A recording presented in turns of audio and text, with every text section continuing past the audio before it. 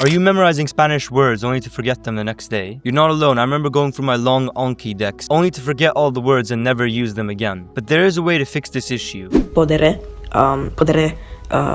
para mejorar mi español cuando no tengo mucho tiempo libre para estudiar español. I'm Hamid, I'm 16 and fluent in 4 languages, and I got fluent in Spanish in 120 hours of studying, and now I get people fluent fast. In this video, I'll teach you why most learners forget so much vocabulary, and I'll teach you a method that actually helps you remember words long term. And if you make it to the end of the video, then I have a free gift waiting for you. You know, when I was learning Spanish, I did tons of research on how to learn Spanish online, and that's kind of how I sort of constructed the methods that I use to get fluent in Spanish.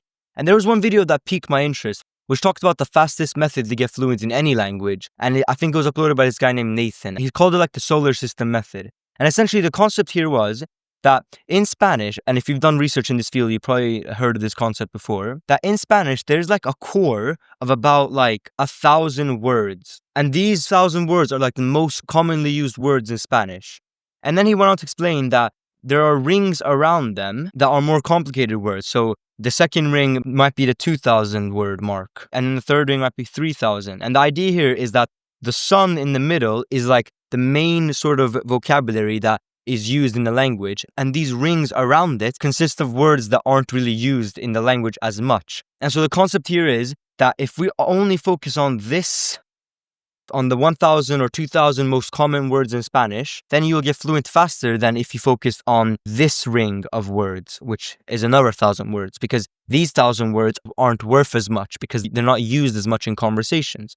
And I saw another YouTuber named Xiaoma, I think this is how you spell it. He's like this white guy who speaks Chinese in New York. And he tried to learn Spanish by reading this book where basically was a list of like the most common 1,000 words in Spanish. And then there were some facts saying that those 1,000 words were 80% of the entire Spanish language when it's spoken in real conversations. And obviously this makes sense, right? A verb like ser is used way more often than a word like sostener, right? In the same way that haber is used way more often than contener.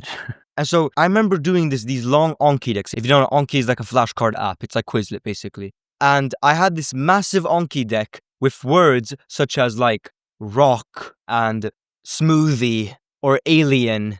Do you mean? And it's like, if it wasn't for doing that flashcard deck, I would have never heard the word alien before, because I never used the word alien even in English, right? Maybe once in a blue moon you might use it here and there, but that's probably in like the second or third ring of vocabulary. What we really should focus on is this sun. It's this main like 1,000 words that matter. So that's the first contingency here. If you keep forgetting Spanish words, it actually doesn't matter if the word isn't a part of this like main cluster of words that actually are useful. That being said, the next thing is that you are studying these common words and you're still forgetting them. And here's where we talk about a concept I like to call Spanish versus real Spanish, okay? So let me ask something. How do Spaniards or natives actually speak Spanish? Do they say hola yo hablo español, or do they say hola hablo español? And even this difference, okay? In relation to vocabulary, it actually matters. The reason is because the difference is actually even bigger than that, okay? These strings of words, aquí estoy, escúchame, es que hay muchos problemas. A native would say, aquí estoy, escúchame, que hay mucho problema. And the problem here is that if you're studying this, and this is what you think Spanish is, then anytime you're going to hear this, you're not going to understand it. And you're going to think that you have forgotten the words. In reality, you haven't even studied the words. So the first contingency is that, are you studying words that are useless? If you are, then don't do that. Study words that are actually useful and used in the language. The second point is, if you're studying words that are useful, are you studying them in the context of real Spanish? Are you studying them in the context of hearing how natives say them? Because natives don't say estoy. Like, okay, let me clarify. Natives do say estoy. Natives do say that.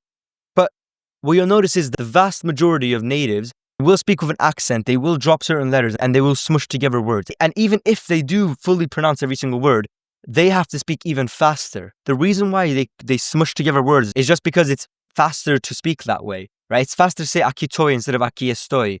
Like, it's kind of a mouthful. Aquí estoy, right? Escúchame.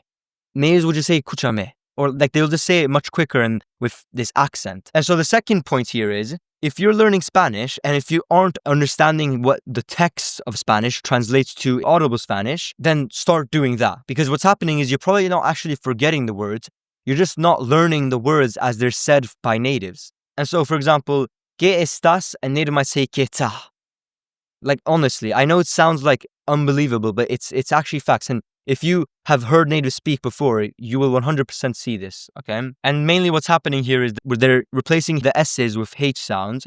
And if it's an ado sound or an ido sound, they'll just not pronounce the D sound. So they'll say supermercado, right? Or hablao, for example. And so now, if you've done step 1, which was studying useful words, you've done step 2, which is studying how the words are pronounced by natives, then this is the last step, okay? If you struggle to remember words, this is the reason why. It's repetition. And I know that's anticlimactic, but this is extremely important. Humans learn by repetition, by definition, okay? You learn by doing something over and over again. And the reason why is because when you do something, your brain comes to a conclusion.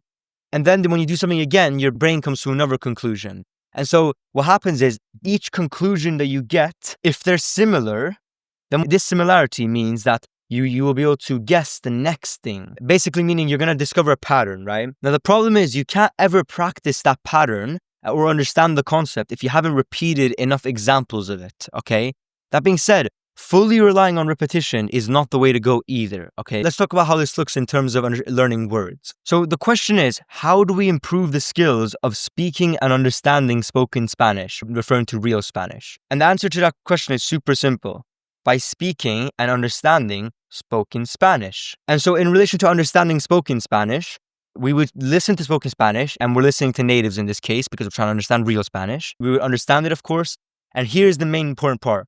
We gotta repeat it, okay? Now, here's the important nuance with repetition. Short bursts of studying where it's inconsistent is way less advantageous than consistent studying. 2 examples of 8 Spanish study sessions, okay? But what you notice is these 8 are concentrated into one period of time and then a massive break and then it started a little again. Whereas this one is consistent with longer breaks in between compared to this period.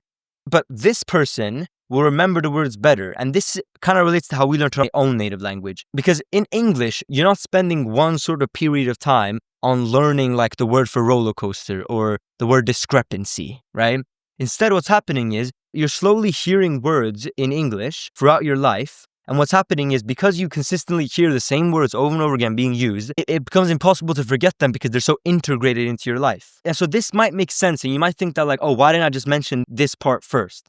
The reason is because this, like consistent studying, doesn't matter if your studying is shit. Because if you're studying words that aren't useful, it doesn't matter if you forget them or not. But getting over step 1 has actually gotten pretty popular in recent years, right? Most people understand that there are some words that are used more in Spanish and some words that are used way less, right? But a lot of people still haven't even gotten past step 2, which is learning real Spanish. Because most people are still stuck on Duolingo and doing Spanish where they're speaking very slowly and pronouncing every single word exactly how it's written with no accent. And that means that the words you're learning do not sound like real Spanish. And so only if you've gone past step 1 and step 2 can you then obsess over repeating, okay? The thing is, quality is better than quantity, okay? So this is the quality. Start with quality and then do quantity, okay?